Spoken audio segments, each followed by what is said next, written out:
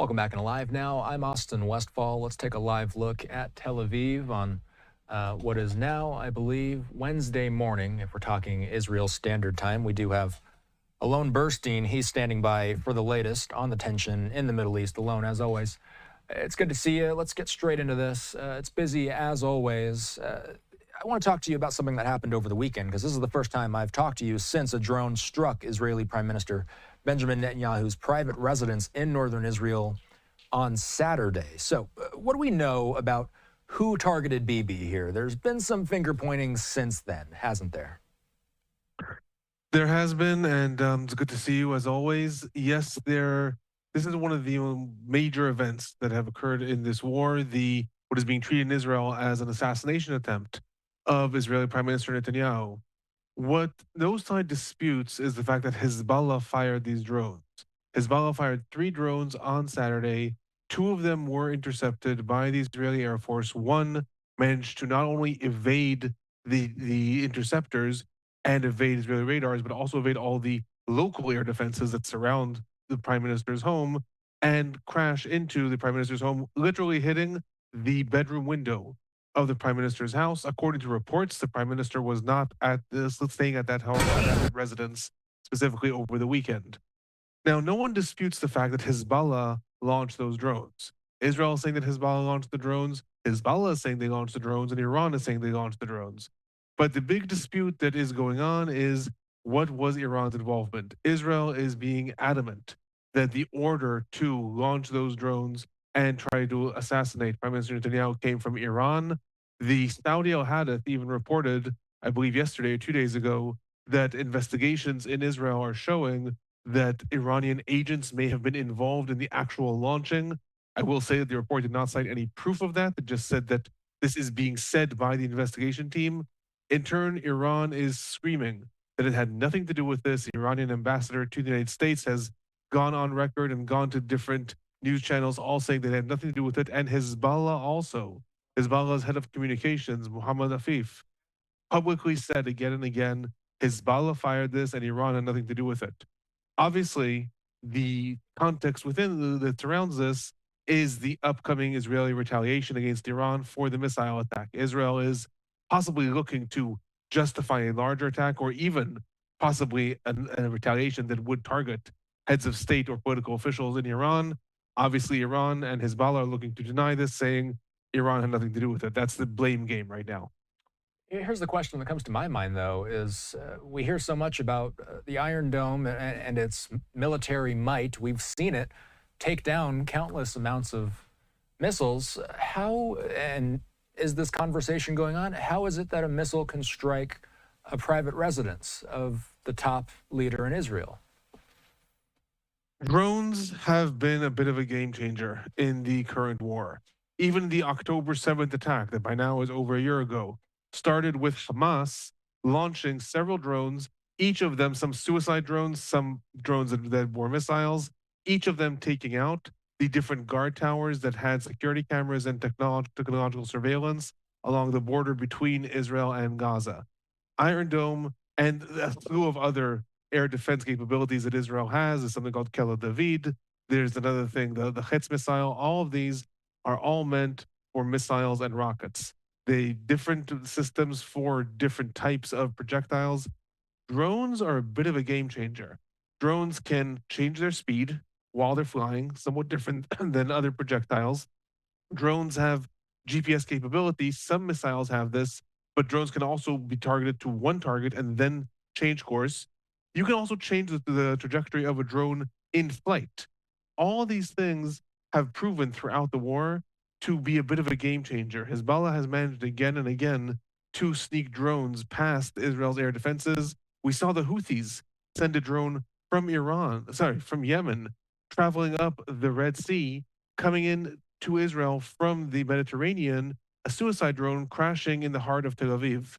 Drones are a bit of a game changer in the war thus far, and this is one of the major proofs that no matter how many air defenses are mounted, drones are not something that there is actually a very effective defense against them. One of the things that we saw during the attack, because the IDF was obviously aware that 3 drones were launched, however, one had disappeared, we saw Israeli Air Force helicopters surrounding the prime minister's house because either through intelligence or whatever they expected that might be the target, in the air, literally just searching for these drones and did not find it, did not manage to intercept it, and it managed to hit its target.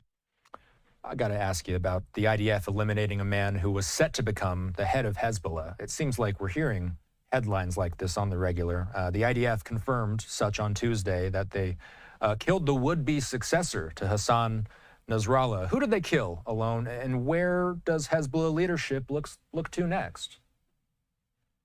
So it's important to note that the IDF has confirmed the success of this assassination. It actually occurred already 2 to 3 weeks ago.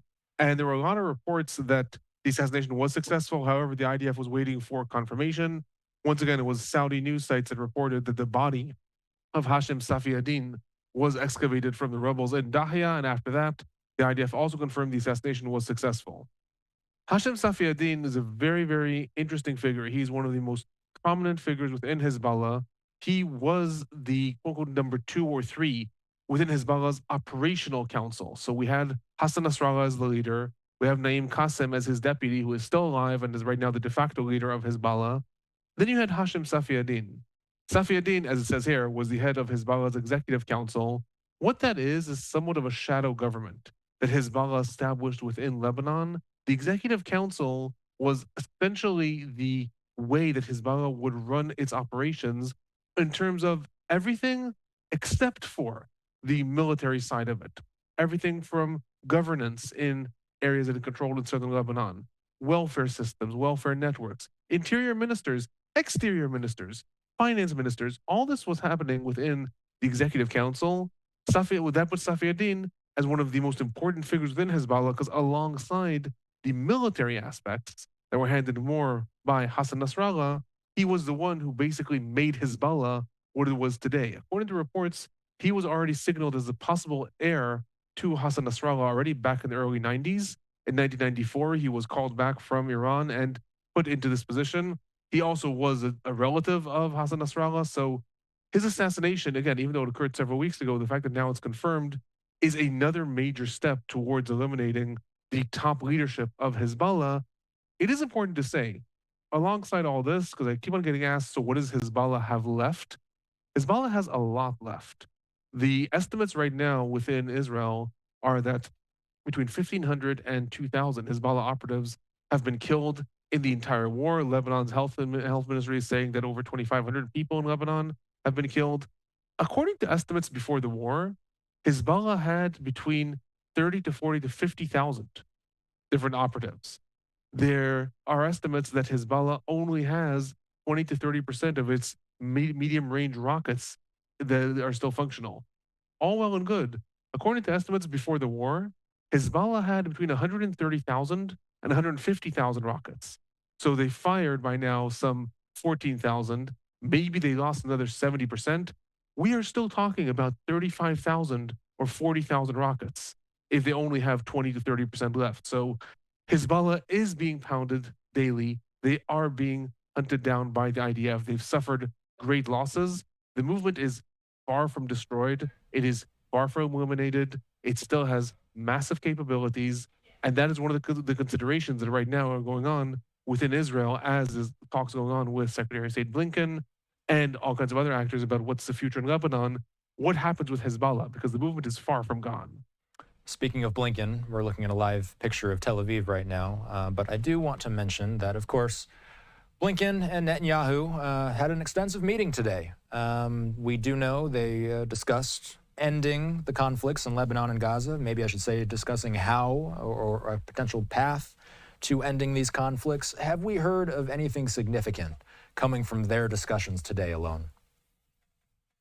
There's been very little reported about the content of their discussions. As usual, we had somewhat not exactly contradictory, but conflicting reports from the different offices. Prime Minister's office saying that they discussed things and agreed on A, B, and C. Then Blinken's office saying, well, they discussed things, but there was more pressure and disagreement on 1, 2, and 3. What we do know is that the focus of their conversation was 3 or 4 main things. One was Israel's impeding retaliation against Iran. The United States is very, very nervous that despite the fact that Israel has given the United States assurances that it is not going to target nuclear facilities and not going to target oil rigs, it's going to focus on military targets, the United States is still worried. According to a lot of leaks that are coming out, is still concerned. Also, with the assassination of Prime Minister Netanyahu, that this is an upscale of Iran, and maybe that'll change. So that was one side of the talks. Then there was the possible resolutions in Lebanon and trying to advance a hostage exchange and a truce in the Gaza Strip. In Lebanon, we already talked a little bit about what are some of Israel's considerations. It was also reported a few days ago that Israel has been proposing different avenues towards possible diplomatic resolution in Lebanon, but demanding a lot of things, like that the Israeli Air Force will have open access to southern Lebanon, things that'll be hard to negotiate. Then there's the question of what's going on in Gaza. After Yahya Sinwar has been killed, and there's all kinds of reports coming out about who is going to be Hamas's new leader, but the negotiations have been completely stalled for the last several months, and everyone is trying to pressure the sides to say, okay, you have a game-changing moment. You have a critical juncture. The head of Hamas has been killed.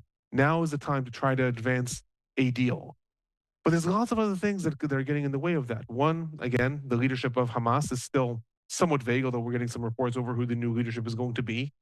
In addition to that, the framework that the sides had not managed to agree on is nowhere closer to any resolution. So there's some reports coming out that the head of the Israeli Shabak, Renan Bar, met with the new head of intelligence in Egypt, Abbas Kamel, and is trying to come up with a smaller deal, a 2-week truce in exchange for the release of 5 hostages. According to reports, this was discussed between Blinken and Prime Minister Netanyahu, almost as a way of saying, let's see if there's even who to talk to on the other side. Let's propose a very, very small deal and see if the other side even comes back to us saying, no, let's talk about something bigger. All that's being rumored. The last thing that I'll say that was also part of their discussion, there is a lot of concern within the United States over northern Gaza, both in what's happening in terms of the humanitarian situation, and also there's a lot of rumors that Israel's planning to implement what's become known as the general's plan, or the island plan, which is something we could talk about. I don't know how much time we have, but it's his own plan that everyone's very fearful of. Blinken asked Netanyahu, he said, please make public that you do not intend on implementing this plan. Netanyahu said that's not our policy right now. So that was the focus of their talk, I'll say. Last thing before we go here, you mentioned the reports. Who is being discussed as the successor to Yahya Sinwar? You and I have had several discussions about the possibility of his brother taking that title. What are we hearing? So his brother actually was not mentioned as part of the ongoing reports. On October 21st, the Wall Street Journal reported that Yahya Sinwar, after the assassination of Hassan Nasrallah, began to plan for his death. He thought, okay, I might be next, and began to leave instructions. Among others, he said, after his death, Israel's going to make a lot of overtures to try to end the war quickly. He wants his successor to not take them. And he also, according to the report, advised that that after his death, a council be established in order to be the leadership. Don't just appoint one person. I remind you that Ismail Haniyeh was assassinated at the end of July. Then Yahya Sinwar, he was like, it's not good to constantly have a leader. He's killed, a leader is killed. Form a council. Possibly related to that, on October 22nd, or today, AFP quoted 2 Hamas sources saying that the new leadership is going to be a council of people all residing in Qatar. It's Khalil al-Haya, who is supposed to represent the Gaza Strip, Zahir Jabarin representing the West Bank, Khalid Mashal, who's going to represent exiled Palestinians, and Mohammed Darwish, who is the head of the Shura Council. One important factor, the 5th person remained anonymous. And possibly that would be Yahya Sinwar's brother. Don't know. The report made it seem like everyone is going to be in Qatar, so maybe not. But it's very important because in that list, it's all external leadership. There's no one who's actually in the Gaza Strip. So how that leadership is going to like impose what's decided in the Gaza Strip or not, maybe that's the role of the 5th anonymous person. Again, that's just a report from AFP. It's not confirmed. It came out a few hours ago, but it matches largely what we've heard that Sinwar was possibly Sinwar's legacy. So that's just speculation at this point, but it seems like it may be what Hamas is trying to develop. We'll leave it there for now, Alon. As always, we look forward to your regular YouTube uploads. You do your own war recaps and updates on your own channel. I'll also say that you and I taped a roughly 50-minute long explainer piece going through Sinwar's life, basically, his growing up to how he became what he became, and then exploring what is next to come with Hamas. If anybody wants to watch that, that's on Alon's YouTube channel. It's also on the Live Now from Fox YouTube channel. As always, Alon, we appreciate you. Have a good night.